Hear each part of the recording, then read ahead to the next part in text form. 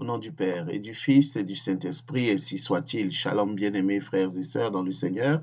Nous sommes aujourd'hui le mardi 6 octobre 2020 et nous méditons l'Évangile selon Saint Luc, chapitre 10, versets 38 à 42. La voix qui crie dans le désert te crie, vous crie en ce jour. Préparez le chemin du Seigneur, aplanissez ses sentiers. Cette voix te dit, vous dit également en ce jour, Marie a choisi la meilleure part, elle ne lui sera pas enlevée. Cette meilleure part, c'est celle de s'asseoir au pied du Seigneur et d'écouter sa parole, de s'asseoir au pied du Maître. Telle est la meilleure part. Et écouter, boire à ses lèvres, écouter et obéir à sa parole. Que la paix et la grâce de notre Seigneur soient votre partage. Je suis Edgar Assois et par mon baptême, j'ai été envoyé proclamer la bonne nouvelle du salut en Jésus-Christ. L'évangile de ce jour nous présente deux sœurs, Marthe et Marie. Marthe est présentée comme celle qui s'affaire dans la maison pendant que Jésus les visite et Marie est celle qui s'assoit à ses pieds. Marthe fait un reproche à Jésus parce que sa sœur ne l'aide pas au service. Et Jésus rétorque, Marthe, tu t'agites pour bien des choses, mais une seule est nécessaire. Marie a choisi la meilleure part. Elle ne lui sera pas enlevée. Bien-aimés frères et sœurs dans le Seigneur, la nouvelle est bonne. Elle est bonne, la nouvelle, parce qu'en ce jour, Jésus te dit, assois-toi au pied du Maître comme Marie. Assois-toi au pied du Maître et écoute sa parole. Tel est le bon choix.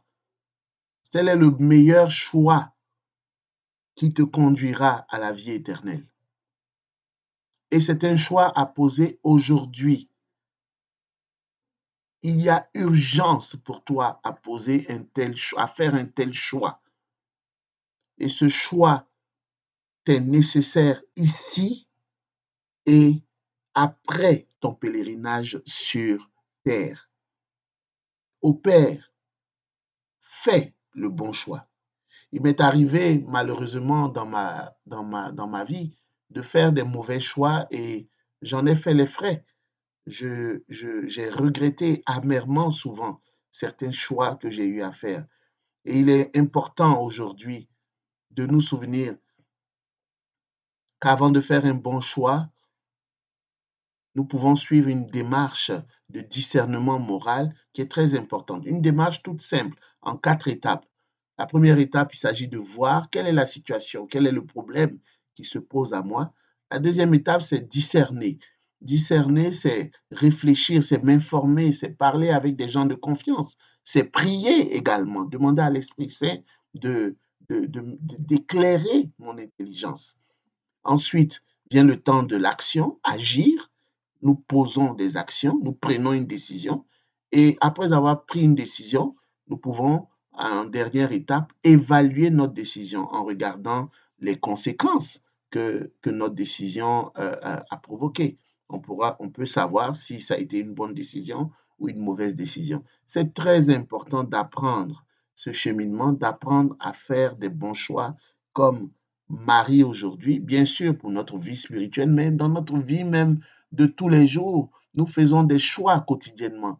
Et il est très, très, très crucial, très important, très capital de faire des bons choix pour mener une vie heureuse sur cette terre.